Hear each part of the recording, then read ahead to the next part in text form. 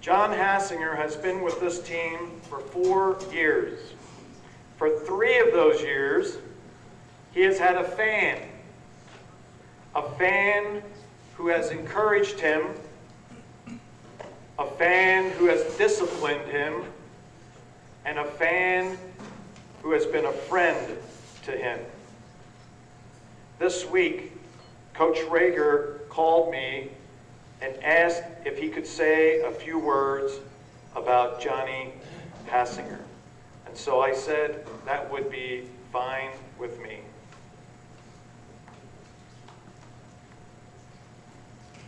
No, that is true. I felt I owed this to Johnny tonight because early in his career, I was his biggest critic. I tried to say this to him the night after the Neshaminy game, and I was that night like I'm getting tonight, and that's emotional, so I'll try and get through this. I saw a player his sophomore year, my first year coaching, who had just unbelievable talent and just something extra. And I played with great players, and you can just see it. He plays like a ballerina with a baseball bat, I would tell people. He has it.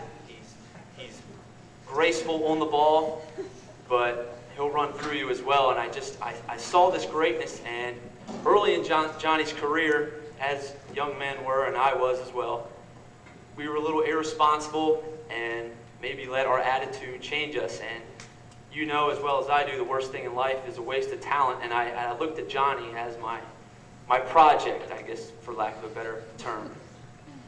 And tonight, Coach speaks so eloquently of everybody, and I just thought, to be fair, I needed to tell Johnny, congratulations for all his achievement, because over the past 3 years, his sophomore, his junior year, he still had that little chip, and I didn't quite know how to take John. I saw him at practice, I'd joke around with him, he'd have a couple words. And the great thing about Johnny is he's probably one of the most cerebral players I've ever coached in my life. He always had an idea, and he was always ready to tell you why your idea was wrong.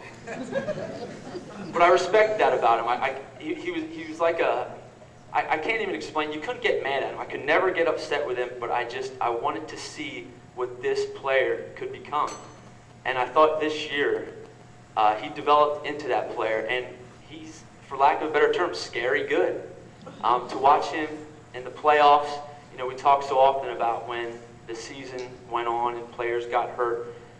He played like a warrior, and I'm not good with words, and I hope this is coming out right tonight. But I know he will be successful wherever he goes in life, because he's not only a great player, he is a great person. He is learning that responsibility, and I'm just so proud to have coached him, to have known him.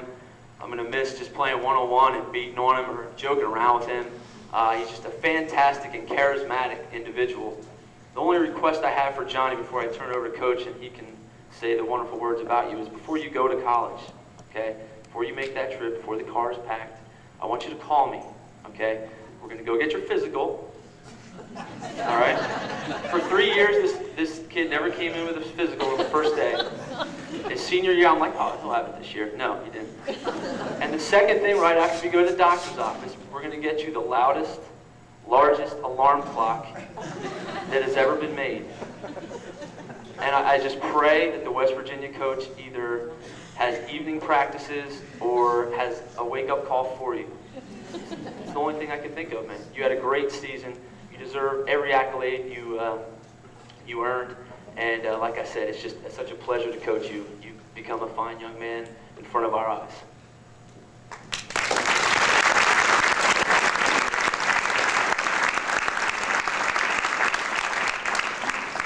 Okay, Johnny Hassinger, ladies and gentlemen, is a goal scorer. He is 6th on the all-time career goals list at Cedar Crest with 37 goals.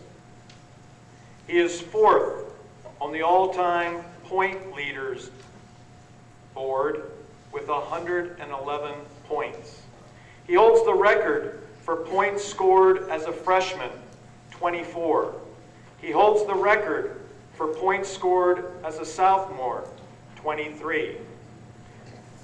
John Hassinger has played in the most games of any player to wear the blue and gray. 92 games, passing his brother, AJ, who held the record until this year. John is a goal scorer. Real quickly, I read in a magazine where Anson Dorrance, the head coach of the North Carolina girls, went to recruit a soccer player in Texas. And he's watching this player play, and the player has great skills, and I think she might have scored a goal or two, and he was very satisfied. He thought that she could play for North Carolina, who has won more national championships than I am years old. But he thought that she could play. But one thing that Anson Dorrance does is he likes to know what the player is like. So he goes to the parents that are sitting around the field, and he says, "What's this player like?" And they said, "Oh, coach, she's a great player, but you don't want her to come to North Carolina because she's selfish. She holds on to the ball too much. She tries, she's selfish."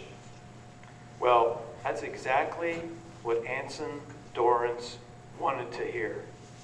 He wanted to hear that because that is the characteristic of a goal scorer. That young lady's name was Mia Hamm. Goal scorers need to be selfish, to have the confidence to attack the defense. They must do the hardest thing in soccer: score goals. This attitude describes John Hassinger, and as I have told you, he was successful. And this past year, Johnny was scoring goals for us, and I probably don't know what I'm doing as a coach, but our team needed to start to control midfield. So we asked John to move back. We asked John to win some balls for us. We asked John to play some defense. We asked John to distribute the ball for us, control the midfield. And you know what? That's exactly what he did. And our team changed. When we made that adjustment, our team started winning games. And when Johnny started winning midfield, our team won games. His work rate during a game was unmatched. But what people did not see was his work rate at practice. Johnny matured each year into one of Cedar Crest's best players.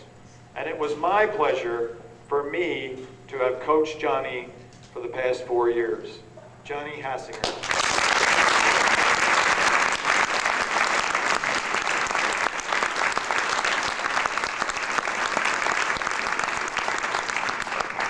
Johnny is also a product of Cornwall 5th grade.